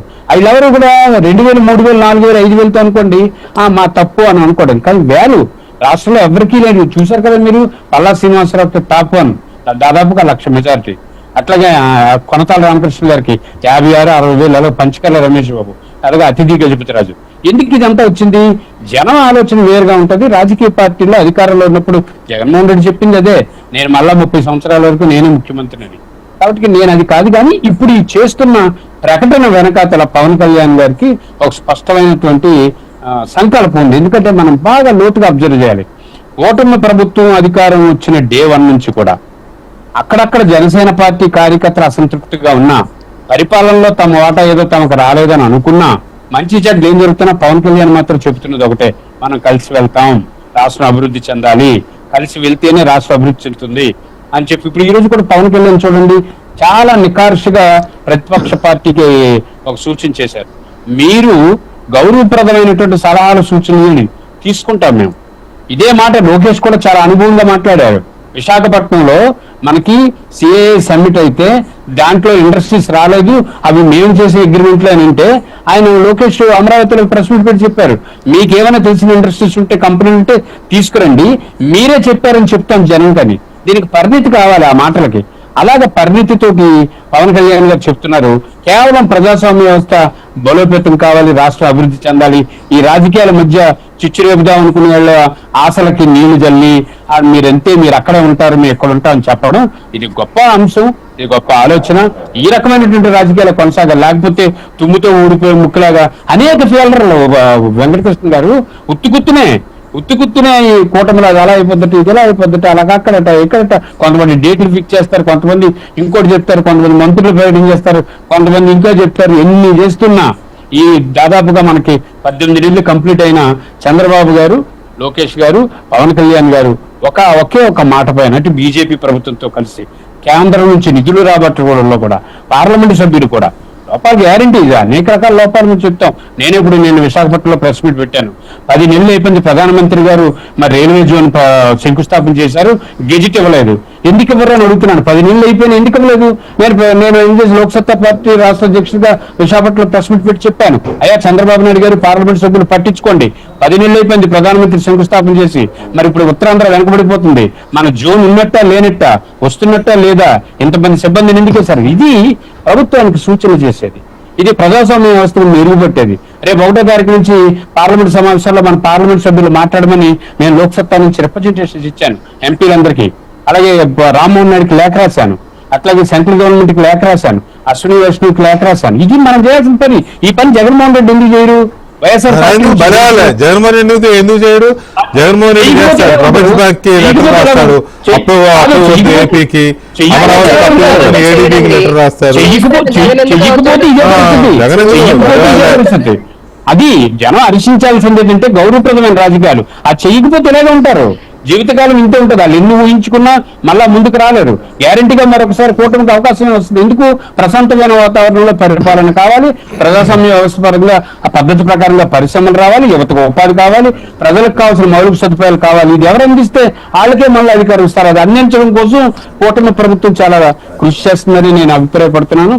ఏదేమైనప్పటికీ జగన్మోహన్ రెడ్డి గారు తన కార్యకర్తలకి ఇప్పుడు చంద్రబాబు నాయుడు గారు, లోకేష్ గారు, పవన్ కళ్యాణ్ గారు చెప్పినంత ధైర్యంతో మంచి మాట చెప్పకపోతే ఆయనే నష్టపోతాడు. రాజకీయాల్లో ఆయన చాలాగా అక్కడి నుంచి తెరమరుగైపోయే పరిస్థితి వస్తుందని ఈ సందర్భంగా. రాజేష్ గారు, పవన్ కళ్యాణ్ గారు చెప్పిన ధీమా ఓకే, అది వైసీపీ కనుచూపు మేరలో కూడా లేదు అని కూటమి నాయకులు మాట్లాడుతున్నారు. కానీ గ్రౌండ్ లెవెల్లో కూడా సిచ్యువేషన్ అలాగే ఉందా? మీ శ్రేణులు కానీ మీ అంటే సెకండ్ థర్డ్ రేంజ్ లీడర్స్ కానీ అందరూ అదే ధీమాగా ఉన్నారా? అంతే ధీమాగా ఉన్నారా? క్షేత్రస్థాయిలో పరిస్థితి ఎలా ఉంది? సార్, పవన్ కళ్యాణ్ గారు చెప్పారు అంటే జనం నాడి తెలుసుకోకుండా ఆయన ఏం చెప్పలేదండి. అయితే అది చెప్పే ముందు ఇందాక మీరు మమ్మల్ని మహాత్మా గాంధీ గారితో పోల్చారు సార్. అంటే ఒక చెంప మీద కొడితే రెండో చెంప చూపించేలా ఉన్నారు మీరు అని. అయితే ఇక్కడ మొన్న లోకేష్ గారు అన్న మాట, ఈరోజు లోకేష్ గారు అన్న మాట ఏంటంటే హేళన చేయొద్దు, హేళన మాత్రం చేయొద్దు అన్నారండి. మీకు గుర్తుండే ఉంటుంది, కౌరవ సభలో ద్రౌపది గారిని అవమానిస్తూ కౌరవులందరూ హేళన చేశారండి. ద్రౌపది గారిని అవమానిస్తూ దుర్యోధనుడు దుశ్శాసనుడు హేళన చేసినప్పుడు ధర్మరాజు కానీ లేకపోతే భీముడు కానీ అర్జునుడు కానీ మహావీరులు అక్కడ ఉన్నారు, కానీ వాళ్ళు దుర్యోధనుడి భార్యను దుశ్శాసనుడి భార్యను మళ్ళీ తిరిగి హేళన చేయలేదు. కానీ వాళ్ళు చెప్పాల్సిన సమాధానం కురుక్షేత్ర సమయంలో ఆ ఏదైతే తొడ మేడ రెండు ఎరగొట్టి వాళ్ళు చెప్పాల్సిన టైంలో చెప్పారండి. అలాగే లోకేష్ గారు కూడా మీరు మేము అనుకున్నంత సౌమ్యుడైతే కాదండి. అంటే చెడ్డోళ్ళకి చెడ్డోడుగా మంచోళ్ళకి మంచోడుగా ఉంటాడు. ఒకవేళ చంద్రబాబు నాయుడు గారు అయితే ఓకే, అందరినీ ఒకలాగే సూర్యుడు అందరి మీద ఉదయిస్తాడు అన్నట్టు ఆయన వెళ్ళిపోయినా కానీ ఈయన అలాంటోడు కాదు. ఎందుకంటే మనం గతంలో చూసాం ప్రతిపక్షంలో కొందరి మీద ఉదయిస్తాడా? అందరి మీద ఉదయిస్తాడండి ఆయన. కొందరి మీద సోదరా, కొందరు మీద ఉదయించాల్సిన దగ్గర ఉదయిస్తాడండి. ఎందుకంటే మీరు చూసారు, ఆయన మా దగ్గర అధికారం లేనప్పుడే కోరలతో విర్రవీగుతున్న మినిస్టర్లని అండర్వేర్తో రోడ్ల మీద నిలబెడతానన్నాడు. ఈవేళ కూడా మీరు చూడండి, చాలా మంది ఆ రోజున విర్రవీగిన ప్రతి ఒక్కడు షెడ్డుకు పోయాడు. ప్రతి ఒక్కడు షెడ్డు, ఒకడేమో నాకు అనారోగ్యమైన షెడ్డుకు పోయాడు, మరొకడేమో నేను జైలుకు పోయిన షెడ్డుకు పోయాడు. అలాంటి వాళ్ళు అందరూ, మీరు రోజాని తీసుకోండి, వంశీని తీసుకోండి, కొడాల నానిని తీసుకోండి, అప్పుడు ఎగిరెగిరి పడ్డ ప్రతి ఒక్కరిని షెడ్డుకి పంపించింది అదే లోకేష్ గారండి. అంటే మనం అస్తమాటు చేసేది ఏదో మాంసం తిన్నాం దుమ్ములు మెళ్ళేసుకుని తిరగటం కాదు, కానీ కాకపోతే వాళ్ళు చేసిన తప్పు మనం చేయొద్దు. వాళ్ళు మహిళల పట్ల అలా చులకనగా మాట్లాడతారు, మనం మాట్లాడొద్దు. అంటే హేళన వేరు, యుద్ధం వేరు. యుద్ధం వచ్చినప్పుడు ఖచ్చితంగా లోకేష్ గారు కానీ పవన్ కళ్యాణ్ గారు కానీ యుద్ధం చేస్తారు, పడుకోబెడతారు. ఎందుకంటే మొన్న మాలపాటి భాస్కర్ రెడ్డి అన్నవాడిని ఒక్క నెర చేసి మొత్తం ఎన్ఆర్ఐలు ఈ సైకో బ్యాచ్ అంతా కట్టడి చేసి పారేశారండి. కొట్టేదారు కొడతారు, కానీ అన్ని చోట్ల కాదు. మనం ఆ ఎదుటి వ్యక్తిని, ఆడి శత్రువు అయినా సరే యుద్ధం వచ్చేదాకా ఆడికి విలువ ఇవ్వాల్సిందే అనేది మా పాలసీ సార్. ఇంకోటి, ఇప్పుడు మీరు అడిగినట్టు పవన్ కళ్యాణ్ గారు మేమే ఉంటాం 15 సంవత్సరాలు అని చెప్పడానికి కారణం ఉంది సార్. ఇప్పుడు జగన్మోహన్ రెడ్డి గారు చాలా మంది అనుకున్నట్టు జగన్మోహన్ రెడ్డి గారు 2024 ఎలక్షన్లోనే ఓడిపోయారు అనుకుంటున్నారు. కానీ జగన్ గారు ఓటమి ఎక్కడి నుంచి మొదలైందంటే సార్, ఎప్పుడు కూడా వలసలో ప్రతిపక్షం నుంచి అధికార పక్షంలోకి ఉంటాయి. కానీ అధికార పక్షమైన వైసీపీ నుంచి ఒక రఘురామరాజు గారు కానీ, లేకపోతే ఒక తాడికొండ శ్రీదేవి గారు కానీ, లేకపోతే ఒక మేకపాటి చంద్రశేఖర్ రెడ్డి గారు, ఒక ఆనంద్ గారు, ఇలాంటి వాళ్ళు వాళ్ళ అధికారాన్ని కూడా శ్రీధర్ రెడ్డి గాని, శ్రీధర్ రెడ్డి గారు, వీళ్ళందరూ అధికారాన్ని త్యాగం చేస్తారు. ఆ రోజు ప్రతిపక్ష పార్టీలోకి ఎప్పుడైతే వలస మొదలైందో ఆ రోజు జగన్ పతనం మొదలైందండి. మాలాంటి వాళ్ళు ఎంతో మంది జగన్ కోసం ఏదో గొడ్లు దింపుకుని వీధుల్లో తిరిగినోళ్ళం కూడా జగన్ మీద తిరిగి కేసులు పెడుతున్న పోరాటానికి ఎప్పుడైతే దిగామో అప్పుడు అతను పతనం స్టార్ట్ అయింది సార్. దాంతోపాటు పులివెందుల్లోనే ఎమ్మెల్సీ ఎలక్షన్లో వాళ్ళు ఎంత రిగ్గింగ్ చేసినా మీకు ఓటు లాటరీలో తగిలిందని వాలంటీర్లు పట్టుకెళ్ళి 10th క్లాస్ వాళ్ళకి ఓట్లు ఇచ్చినా సరే అప్పుడు తెలుగుదేశం పార్టీ నెగ్గటంతో అక్కడ అతను పతనం స్టార్ట్ అయింది సార్. అది చాలా సిగ్నిఫికెంట్ మలుపు కదా అది. 3 ప్రాంతాల్లోనూ ఎమ్మెల్సీలు, గ్రాడ్యుయేట్ ఎమ్మెల్సీలు టీడీపీ గెలవడం ఆల్మోస్ట్ దాదాపు 200 నియోజకవర్గాలు పరిచయం జరిగింది సార్. అవును, దాదాపు ఎంత 150 నియోజకవర్గాలు పరిచయం లేదా సంథింగ్. అయితే అక్కడి నుంచి అతనికి ఆల్రెడీ స్టార్ట్ అయిపోయింది సార్. కానీ ఈ రోజు అతను అబద్ధాలు చెప్తున్నట్టే అప్పటి నుంచి అతను మోసం చేసుకున్నాడు. అతని గ్రూప్ ని, అతను వైసీపీ గ్రూప్ ని అతను మోసం చేశాడు సార్. ఇప్పటికీ అదే అబద్ధాలు చెప్పుకెళ్తున్నాడు. నేను 29 వచ్చేస్తే రప్ప అంటాడు. ఈ రప్ప బ్యాచ్ అందరూ కూడా ఎలా అన్నావు అని పోలీసు వాళ్ళు వెళ్తే బాత్రూంలో దూరి ఆర్పిక్ అంటున్నారండి. పైకేమో రప్ప అంటారు, గట్టి పడుకున్నట్టు ఆర్పిక్ అంటున్నారు. అలాంటి బ్యాచ్ ఉన్నారండి వీళ్ళంతా కూడా. పైకి డమ్మి అంటే ఎదుటి వాళ్ళని ఏళన చేస్తూ ఉంటారు, మిమ్మల్ని నరికేస్తాం, మిమ్మల్ని చంపేస్తా ఉంటారు. కానీ అవతలోడు చూసి ఏం చేస్తాడంటే సరైన టైం వచ్చిన తర్వాత వాళ్ళని ఎక్కడ ఓడించాలో, ఎక్కడ తొక్కు పెట్టాలో అక్కడ తొక్కు పెడతారు సార్. అలా ఇప్పుడు జగన్ గారు వచ్చారు, వాళ్ళు చేస్తున్న పనులు ఇప్పటికీ ప్రజలు గమనిస్తూనే ఉన్నారు. అలాంటి వాళ్ళని ఒక రౌడీల్లాగా లేకపోతే ఒక గంజాయి బ్యాచ్లా చూస్తారు తప్ప వాళ్ళని మళ్ళీ నాయకులుగా ఒప్పుకోవడం జరగదు సార్. 15 సంవత్సరాలని పవన్ కళ్యాణ్ గారు మాట వరుసగా అంటున్నారు, కానీ ఈ జగన్మోహన్ రెడ్డి గారికి అయితే రాజకీయ భవిష్యత్తు మొన్నటితోటి 0 అయిపోయిందండి. అతను వెనకాతల జనం ఎవ్వరూ లేరు సార్. కాబట్టి అది ఆల్రెడీ మాలాంటి వాళ్ళకే తెలిసినప్పుడు పవన్ కళ్యాణ్ గారికి ఎందుకు తెలియదండి? ఖచ్చితంగా ఆయన అన్ని తెలుసుకున్న తర్వాత మాట్లాడుతున్నారు సార్. ఈ రాష్ట్రానికి జగన్మోహన్ రెడ్డి గారి బెడద ఆయన బారి నుంచి ఈ రాష్ట్రం అయితే తప్పించుకుంది సార్. Okay right. ఇంకో ఇదే విషయం మీద యామిని గారు, పవన్ కళ్యాణ్ గారు అంత ధీమాగా ఇంకా 15 ఏళ్ళు మేమే వైసీపీ కలలు కనడం వేస్ట్ అని అనడం ఒకటి. ఇప్పుడు శివశంకర్ గారు మాట్లాడుతూ కూటమి బలంగా ఉన్నన్నాళ్ళు వాళ్ళు అధికారాన్ని మర్చిపోవాల్సిందే అని కూడా అన్నారు శివశంకర్ గారు. కూటమి బలంగా ఉన్నన్నాళ్ళు అనే దానికి కామాలు తప్ప ఫుల్ స్టాపులు ఉండవు. సారీ, ఫుల్ స్టాపులు తప్ప కామాలు ఉండవు. అది ఎప్పుడు అనేది చెప్పడం కష్టం. సో దీన్ని ఎలాగా మనం అనలైజ్ చేసుకోవచ్చు? చూడండి వెంకటేశ్వర గారు, ఇప్పుడు 2018-19లో ఏం జరిగింది, ఎటువంటి పరిస్థితులలో ఇప్పుడున్నటువంటి కూటమిలో ఉన్నటువంటి పార్టీలు ఉన్నాయి అనేది మనందరికీ తెలుసు. అటువంటి పరిస్థితి తర్వాత రాష్ట్రం 5 సంవత్సరాలు ఏమి జరిగిందో అందరికీ తెలుసు. ఒక పక్క వికసిత భారత్, ఇంకొక పక్క వికసిత ఆంధ్రప్రదేశ్ ని మళ్ళీ పునర్నిర్మించుకోవాలంటే మనకి అంటే మన సొంతంగా ఉన్నటువంటి ఆలోచనలు కానీ మన భావోద్వేగాలు కానీ, అంటే పార్టీలకు ఉన్నటువంటి భావోద్వేగాలు లేదంటే జరిగిందంతా పక్కన పెట్టి ఇటు రాష్ట్రము అటు దేశము, దేశ ప్రజలు రాష్ట్ర ప్రజలు వారి అభివృద్ధి ముఖ్యం అని చెప్పని ఒక కామన్ గా, అంటే ఒక ఉమ్మడి ఒక ప్రమాణానికి, ఒక మాటకి లేదంటే ఒక సంకల్పం, ఇక్కడ ఇంకా చెప్పాలంటే ఒక సంకల్పానికి ఎప్పుడైతే ఈ కూటమి పార్టీలు వచ్చాయో ఆ వచ్చిన రోజునే డిసైడ్ అయిందండి. ఇక్కడ కూటమి పార్టీలు ఎప్పటి వరకు కలిసి ఉంటాయి అని అంటే పార్టీలాగా కలిసి ఉండడం అంటే ఆ సంకల్పం అంటే ఏది ఎలా జరిగినా ఆంధ్రప్రదేశ్ రాష్ట్రం అభివృద్ధి చెందాలి, అలానే దేశంలో ఆంధ్రప్రదేశ్ భాగస్వామిలాగా అవ్వాలి. ఈ సంకల్పము ఉన్నంత కాలము నిజంగా అది 15 ఏళ్ళు కావచ్చు, 20 ఏళ్ళు కావచ్చు, ఎంత కాలమైనా కావచ్చు, కూటమికి వచ్చినటువంటి ఇబ్బంది ఉండదు. అండ్ రెండోది మా ధైర్యం ఏంటని అడుగుతున్నారు కదా, మేము ఘంటాపథంగా చెప్తున్నాం మా ధైర్యం ప్రజలేనండి. మాకే కదా, ఎవరికైనా సరే ఆ ధైర్యం ఇచ్చేది ప్రజలే కదా, ప్రజలే మా ధైర్యం. రెండో పక్క మనం చూస్తే ఇది ఆ సంకల్పం అనే దాన్ని దేనికి కట్టుబడి ఉంటున్నామంటే ఇప్పుడు చిన్న చిన్నవి క్షేత్రస్థాయిలో నిన్న మాకు జరిగింది, పెద్ద హై లెవెల్ మీటింగ్ భవానీ ద్వీపంలో జరిగింది మొన్న. అలానే అట్లా జనసేనకి మొన్న పవన్ కళ్యాణ్ గారు వెళ్లి వారి పార్టీ వాళ్ళని ఉద్దేశించి మాట్లాడారు. తెలుగుదేశం పార్టీ జరుగుతూనే ఉంటుంది. కింద ఉన్నటువంటి అంటే నాయకులు, స్థానిక నాయకులు వాళ్ళు కొన్ని చిన్న చిన్న డిస్టర్బెన్సెస్ గురించి మాట్లాడుతుంటారు. కానీ పైన ఏదైతే ఈ ఉమ్మడి మళ్ళీ అదే పదాన్ని కావాలని నేను పదాన్ని స్ట్రెస్ చేస్తున్నా, ఉమ్మడి సంకల్పం ఉంది చూసారా, ఆ సంకల్పం దాని అనేది పట్టుకొని కూర్చున్నాయి 3 పార్టీల నాయకులు. మాకు ఇంకా నాకు అర్థమైనంత వరకు అయితే మా నాయకులకి అంటే పార్టీ పెద్దలకైతే ఇది తప్పితే ఇంకేం కనపడట్లేదు. అందుకనే ఇక్కడ జగన్మోహన్ రెడ్డి గారు ఆయన ఎంతలాగా అసలు ఆయన పతనం ఇందాక చెప్తున్నారు మనకి ప్యానలిస్టులు.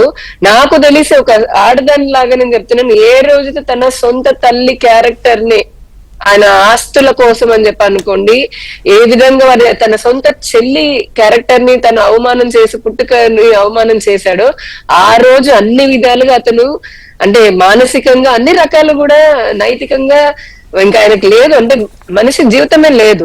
అలానే అధికారం కోసం సొంత బాబాయిని ఎప్పుడైతే ఆయన మరణించి మనందరికీ తెలిసినది, ఆయన చనిపోయిన తర్వాత కూడా ఇతను చేసినటువంటి డ్రామా అప్పుడే అన్ని విధాలుగా కూడా జగన్మోహన్ రెడ్డి అతని పార్టీ చచ్చిపోయారండి. నిజం చెప్తున్నాను, అంటే అది నైతికంగా అనుకోండి ఏదైనా సరే, పార్టీ పరంగా నేను చెప్పేది. అటువంటి సందర్భాన్ని ఇప్పుడు మళ్ళీ కొత్త పోకడలు ఎన్ని కొట్టినాయి. ఇప్పుడు మన దేశంలో చూసుకోండి, ఇదే బీహార్ ఎలక్షన్ లో మీకు గుర్తుండి ఉంటుంది, రాహుల్ గాంధీ కానివ్వండి లేదంటే కాంగ్రెస్ నాయకులు, ఒక పక్క డిఎంకే నాయకులు, నేను స్క్రీన్ మీద చెప్పలేనటువంటి మాటలతో 95 ఏళ్ళు 100 సంవత్సరాలు ఉన్నటువంటి నరేంద్ర మోదీ గారి తల్లి గురించి పచ్చి బూతులు ఆ వయసులో ఉన్న ఆవిడని మాట్లాడారు. కానీ నరేంద్ర మోదీ గారు కానీ మా కేంద్ర పార్టీ వాళ్ళు కానీ అధికార ప్రతినిధులు ఏ రోజైనా సోనియా గాంధీ గురించి కానీ ఎవరి గురించి ఒక్క మాట అయినా అన్నామండి? మామూలు మీరు వాస్తవంగా ఆలోచించండి, అంత పెద్ద ఆవిడ అంటే శతం పూర్తి చేసుకుని 100 సంవత్సరాల దగ్గరలో ఉన్నటువంటి ఒక ఆవిడని మాతృమూర్తిని ఆ విధంగా వాళ్ళు పచ్చి బూతులు దూషించిన మేమేం చేశారు నరేంద్ర మోదీ గారు? Day by day, state by state, ప్రపంచవ్యాప్తంగా దేశం దేశం అన్నట్టుగా ఎక్కడికి వెళ్ళినా మన అభివృద్ధినే చూపిస్తూ ఆయన నీరాజనాలు అందుకుంటున్నారు. ఇక్కడ కూడా మా కూటమి అదే చెప్తున్నాం కదా, ఇక్కడ జగన్మోహన్ రెడ్డి వాళ్ళు అటువంటి పంతాలు ఎన్ని వేసినా కూడా ఈ సంకల్పము రాష్ట్ర ప్రజలు, రాష్ట్ర ప్రయోజనాలు ఈ దృష్టి ఉన్నంత మటుకు అతను అధికారంలోకి వచ్చే పరిస్థితి లేదు. రెండోది బ్లూ బుక్, అదేంటి బ్లూ బుక్ అతను మాట్లాడేది, బ్లూ బుక్ అని చెప్పని పట్టుకుంటాడు. డిజిటల్ బుక్ ఏంటి, అంత డిజిటలైజ్ జగన్మోహన్ రెడ్డిని కేంద్రం రక్షిస్తుందని జనం అనుకుంటున్నారు మేడం. ఏమండి జనము మీ గురించి నా గురించి కూడా చాలా అనుకుంటారండి. మనము టీవీలోకి వచ్చినటువంటి వాళ్ళము, మనం ఒక బాధ్యతలో ఉన్న ఒక పార్టీని రిప్రజెంట్ చేస్తున్న వాళ్ళము, నిజాలు తెలుసుకోకుండా ఈ విధంగా అనడం అనేది నేను చాలా తీవ్రంగా ఖండిస్తున్నాను. జనాలు అదేంటున్నాను, ఇప్పుడు అనుకోవడానికంటే జనాలు అన్ని రకాలుగా అనుకుంటారండి. మీరు ఈ షర్ట్ వేసుకుని అనుకుంటారు, ఇంకో ఎర్ర రంగు వేసుకుని అనుకుంటారు, కానీ ఏమి నిజము అనేది చూస్తున్న ప్రజలు కదా ఈ రోజున నరేంద్ర మోదీ గారికి మూడోసారిగా ప్రధానమంత్రిలా చేసింది. బీహార్ లో అంత అద్భుతమైనటువంటి రిజల్ట్ ఇచ్చింది. సో ఎవరు ఇటువంటి బ్యాచ్ లో, ఈ రఫా బ్యాచ్ లో అన్ని చోట్ల ఉంటాయి, అటువంటి వాళ్ళు అనుకుంటారు తప్పితే వాళ్ళు ప్రమోట్ చేసుకుంటారు. ఆయన చెప్పుకోవాలా నాకుంది వెనకాల ఏమైంది, ఏమీ ఉండదు. నువ్వు చేస్తున్న పాపాలకి ఎవరు కాపాడతారు నిన్ను, నువ్వు చేస్తున్న తప్పులకి ఎవరు కాపాడతారు?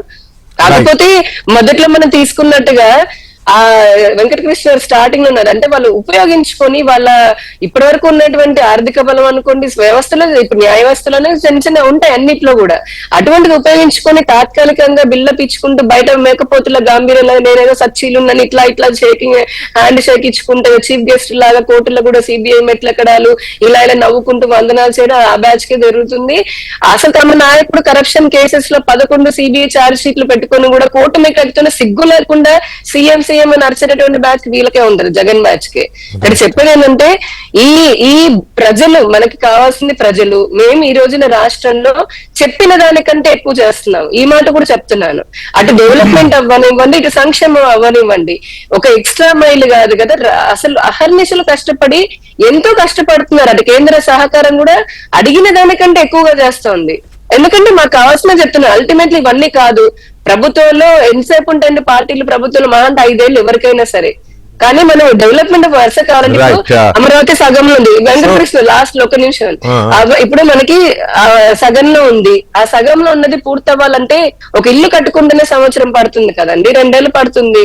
అభివృద్ధి అనేది మరి కంటిన్యూస్ గా గవర్నమెంట్ ఉంటేనే కదా, అది ప్రజలు అనుభవించారు, తెలుసుకున్నారు. సో ఇప్పుడు ఒకరిని వేరే వాళ్ళని చూస్ చేసుకోవడం అనేది తప్పో ఒప్పో ప్రజల్ని మనం అనలేము. కానీ ఈసారి మటుకు ఇప్పుడున్నటువంటి రాష్ట్రం ఇంకా ముందుకు అభివృద్ధికి సాగాలంటే మటుకు ఖచ్చితంగా కూటమినే సరైనటువంటి కూటమి, వీళ్ళంతా పార్టీ, ఆ ప్రభుత్వమే కావాలనేది స్పష్టత ప్రజలకు వచ్చింది. అది మేము చేస్తున్నటువంటి ప్రభుత్వ పని అని నేను గర్వంగా చెప్తున్నాను. ఓకే, ఫైనల్ గా ఒక స్మాల్ క్వశ్చన్ శివశంకర్ గారు, కూటమి పార్టీల మధ్య బంధం ఎంత బలంగా ఉంది అంటే మీరు అన్నారు కాబట్టి, కూటమి పార్టీలు బలంగా ఉన్నంత కాలం మీరు ఒక మాట అన్నారు కాబట్టి ఇది మిమ్మల్ని అడుగుతున్నా బ్రీఫ్లీ. ఓకే, ఎంత బలంగా ఉందని కొలిసే మెజర్మెంట్ ఏదైనా ఉంటే నాకు చెప్పండి, దాంతో కొలుస్తాను మీకు చెప్తాను. సింపుల్ గా అనొచ్చు, విడదీయలేనంతగా అనొచ్చు, ఒక మాట అనొచ్చు కదా, దానికి మెజర్మెంట్ ఏముంటుంది? ఇప్పుడు బాలకృష్ణ కాదండి, చంద్రబాబు నాయుడు గారు లేదా పవన్ కళ్యాణ్ గారితో బాలకృష్ణ గారు ఒక షో చేసినప్పుడు అన్స్టాపబుల్ ఒక మాట అన్నారు, సూర్యచంద్రులు ఉన్నంత కాలం చంద్రబాబు నాయుడు గారు పవన్ కళ్యాణ్ గారు కలిసే ఉంటారు అని అన్నారు ఒక మాట. దానికి మెజర్మెంట్ ఏముంటుంది? అట్లా నేను మెజర్మెంట్ ఏం లేదు కానీ ఇప్పుడు బలంగా ఉంది. ఎందుకంటే అండి ఇది ఒక సిద్ధాంతాల మీద విలువలతో కూడిన జోడి, ఏదో అవకాశవాద రాజకీయాలతో కలిసిన కూటమి కాదు ఇది. దీనికి ఒక గమ్యం ఉంది, దీనికి ఒక లక్ష్యం ఉంది. ఈ కూటమికి విలువలతో కూడిన రాజకీయము, నైతికత ఉంది. కాబట్టి ఈ రోజుకైతే మీరు అడిగిన ప్రశ్నకి చాలా బలంగా ఉంది కూటమి బంధం అని నేను స్పష్టంగా చెప్తున్నాను వెంకటకృష్ణ గారు. రైట్.